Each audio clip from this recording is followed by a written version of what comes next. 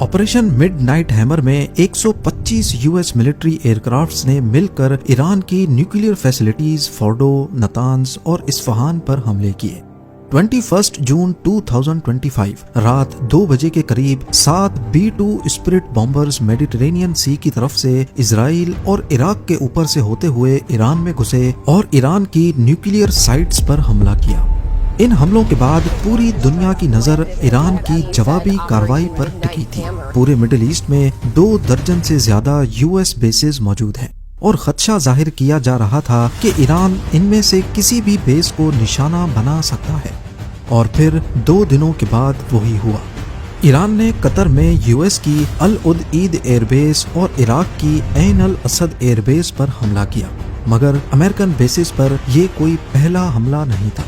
Iran माजी में भी कई मर्तबा अमेरिकन बेसेस और उनके एसेट्स पर हमले कर चुका है और एक बार तो अमेरिका की पूरी वॉरशिप को ही नाकारा बना दिया था। आइए जानते हैं माजी के वो 4 वाकयात जब ईरान ने खुल्लम खुल्ला अमेरिका को गहरी चोट पहुंचाई थी। ज़ेम टीवी की वीडियोस में एक बार फिर से खुशामदीद। नाजरीन, 3 जनवरी 2020 को बगदाद एयरपोर्ट पर यूएस ने एक ड्रोन स्ट्राइक की जिसमें कासिम सुलेमानी की जान चली गई। वो सिर्फ ईरान के एक जनरल नहीं थे बल्कि सुप्रीम लीडर खमेनी के सबसे भरोसेमंद आदमी और मिडिल ईस्ट के चेस बोर्ड का सबसे ताकतवर मोहरा भी थे। उनकी मौत की खबर ने ईरान में सोग का आलम तारी कर दिया और अब ईरान ने इसका बदला लेने का फैसला कर लिया।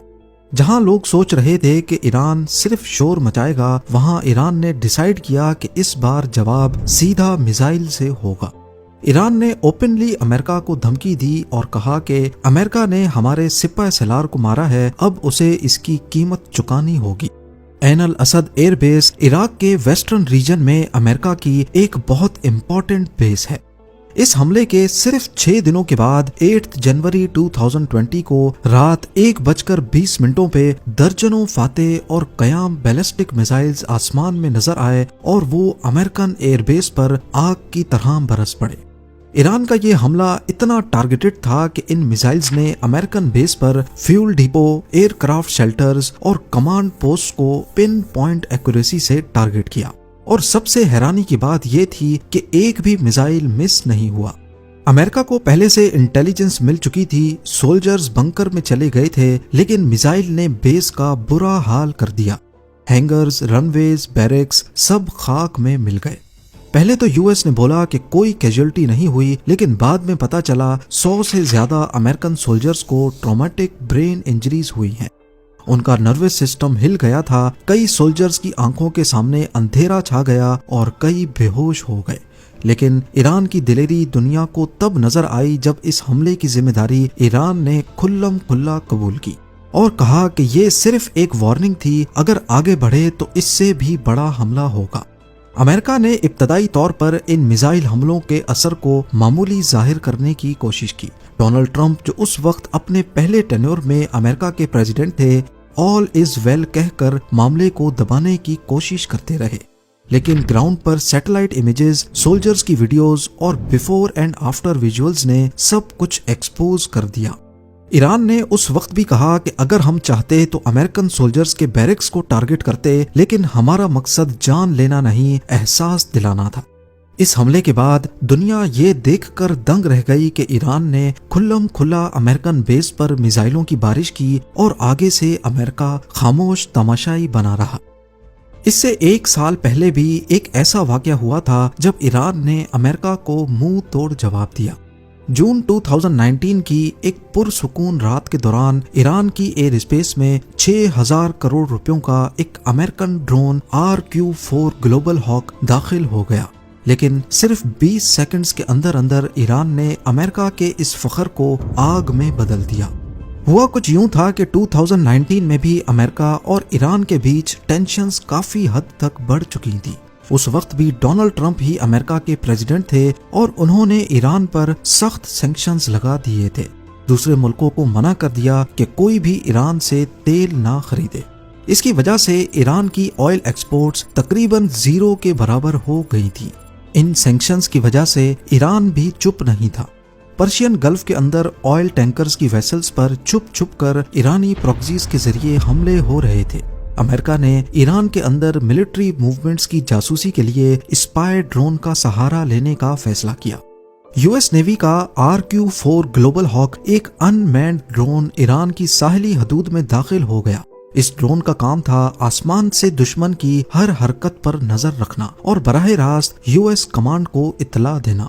ये ड्रोन ईरान की हदूद में 60,000 फीट्स पे फ्लाई कर रहा था, जहां पर आम एयर डिफेंस सिस्टम काम ही नहीं करते। ईरान ने अपना सेवम खुर्दाद मिसाइल सिस्टम यूज करते हुए ड्रोन को लॉक किया और फायर कर दिया। अमेरिका के वहमो गुमान में भी नहीं था कि ईरान का मिसाइल सिस्टम 60,000 फीट्स तक काम करेगा। नतीजा ये निकला कि मिसाइल सीधा ड्रोन के सेंटर में लगा और पर्शियन गल्फ के ऊपर आसमान आग की रोशनी से चमक उठा। ईरान के मुताबिक ये ड्रोन उनकी समंदरी सरहद के 15 किलोमीटर अंदर घुस चुका था, लेकिन यूएस का कहना था कि ड्रोन इंटरनेशनल एयर स्पेस में ही था। पहले तो ट्रंप ने ईरान पर एयर स्ट्राइक्स करने की धमकी दी, लेकिन फिर कोई एयर स्ट्राइक नहीं हुई। आइए अब चलते हैं 1987 में। ईरान इराक वॉर के दौरान पर्शियन गल्फ में बहुत ज्यादा टेंशन्स फैल गई थी। ईरान कुवैती ऑयल टैंकर्स को पर्शियन गल्फ में निशाना बना रहा था, जिसकी वजह से पूरी दुनिया में ऑयल का बहरान पैदा होने का खदशा था। यही वो वक्त था जब अमेरिका ने ऑपरेशन अर्नेस्ट विल लॉन्च किया, जिसमें यूएस नेवी की वॉरशिप्स कुवैती ऑयल टैंकर्स को प्रोटेक्शन देती और एस्कॉर्ट करके बाहिफाजत अरेबियन सी तक पहुंचाती। 1 साल तक चलने वाला ये ऑपरेशन वर्ल्ड वॉर 2 के बाद यूएस नेवल कॉन्वॉय का सबसे बड़ा ऑपरेशन था। लेकिन अमेरिका के ऑपरेशन के बावजूद टेंशन्स कम नहीं हुई।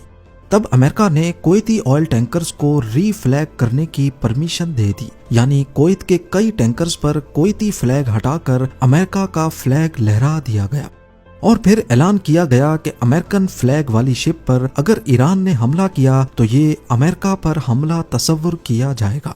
ईरान कुछ वक्त तक बर्दाश्त करता रहा, लेकिन फिर 16 अक्टूबर 1987 को उससे रहा नहीं गया। MV आयल सिटी ऐसी ही एक कुवैती शिप थी जिसे रीफ्लैग करके अमेरिका का बना दिया गया था। ईरान ने Chinese made silk worm missile launch किया जो सीधा शिप के ब्रिज पर आकर लगा।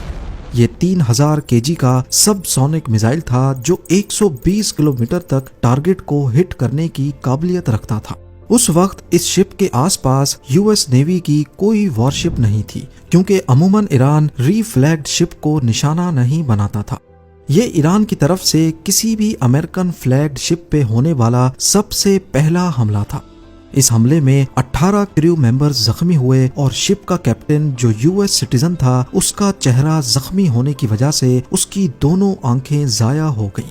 अमेरिकन फ्लैग्ड शिप पर हमला करने का मतलब था कि ईरान ने सुपर पावर के कॉन्फिडेंस को चैलेंज किया है। बदले में यूएस नेवी ने 3 दिनों के बाद पर्शियन गल्फ में 2 ईरानी ऑयल प्लेटफॉर्म्स को तबाह कर दिया। उस वक्त ये दोनों ऑयल प्लेटफॉर्म्स ऑयल प्रोड्यूस नहीं करते थे, लेकिन ईरानी रेवोल्यूशनरी गार्ड कॉर्प्स इसे मिलिट्री मकसद के लिए इस्तेमाल करता था। अब जानते हैं कि ईरान ने यूएस नेवी की वॉरशिप को कैसे तबाह किया। ऑपरेशन अर्नेस्ट विल के दौरान ही ईरान ने पर्शियन गल्फ में ऑयल टैंकर शिप्स को तबाह करने के लिए एक ऐसा तरीका इस्तेमाल किया जो यूएस नेवी की एक वॉरशिप को भी ले डूबा। ईरानी नेवल फोर्सेस ने पर्शियन गल्फ में माइंस का एक नेटवर्क बिछा दिया। ये माइंस पानी के ऊपर नहीं तैरती थी, क्योंकि अगर पानी के ऊपर होंगी तो आसानी से उन्हें बाईपास किया जा सकता था। इन माइंस को चेन के साथ बांधकर एंकर वेट लगाया जाता और स्पीड बोट्स के जरिए उन्हें पानी में फेंक दिया जाता। चेन की लंबाई इतनी रखी जाती कि माइन सरफेस से 5 मीटर नीचे तैरती रहे, क्योंकि बड़ी शिप्स का हल सरफेस से 10 मीटर नीचे होता है। यानी माइन सिर्फ तब फटेगी जब कोई भारी शिप उसके ऊपर से गुजरेगी। 14 अप्रैल 1988 को ऑपरेशन अर्नेस्ट विल के दौरान ही एक यूएस नेवी की गाइडेड मिसाइल वॉरशिप, जिसे यूएसएस सैमुअल बी रॉबर्ट्स कहा जाता था, ऑपरेशन में हिस्सा लेने के लिए अभी अभी पहुंची ही थी कि पर्शियन गल्फ के बीच में वो ईरानी कॉन्टैक्ट माइन का शिकार हो गई। यूएस नेवी की शिप का हल 21 इंच तक खुल गया, इंजन रूम में पानी भर गया और 2 टरबाइन्स खराब हो गए। $1500 की माइन ने $190 मिलियन की शिप का बेड़ा गर्क कर दिया। इस हमले के बाद उस एरिया को अच्छी तरह सर्च करने पर यूएस नेवी को ईरानी माइंस का बिछाया हुआ एक पूरा नेटवर्क मिल गया। 4 दिनों के बाद यूएस फोर्सेस ने ईरान पर जवाबी वार किया। यूएस शिप्स, एयरक्राफ्ट्स और ट्रूप्स ने 2 ईरानी ऑयल प्लेटफॉर्म्स और एक ईरानी IRIS सहंद नामी वॉरशिप को तबाह कर दिया। इस हमले में एक यूएस मेरीन का हेलीकॉप्टर जबकि 2 पायलट्स मारे गए। इतिहास गवाह है कि जब से ईरान में प्रो अमेरिकन गवर्नमेंट का खात्मा हुआ है, ईरान पर मुख्तलिफ सैंक्शंस लगाने और उनके खिलाफ घेरा तंग करने के बावजूद वो अमेरिका जैसी सुपर पावर को भी जवाब देने में कतराते नहीं है। इस बारे में आपकी क्या राय है, मुझे कमेंट सेक्शन में जरूर बताइएगा। उम्मीद है ज़ेम टीवी की ये वीडियो भी आप लोग भरपूर लाइक और शेयर करेंगे। मिलते हैं अगली शानदार वीडियो में।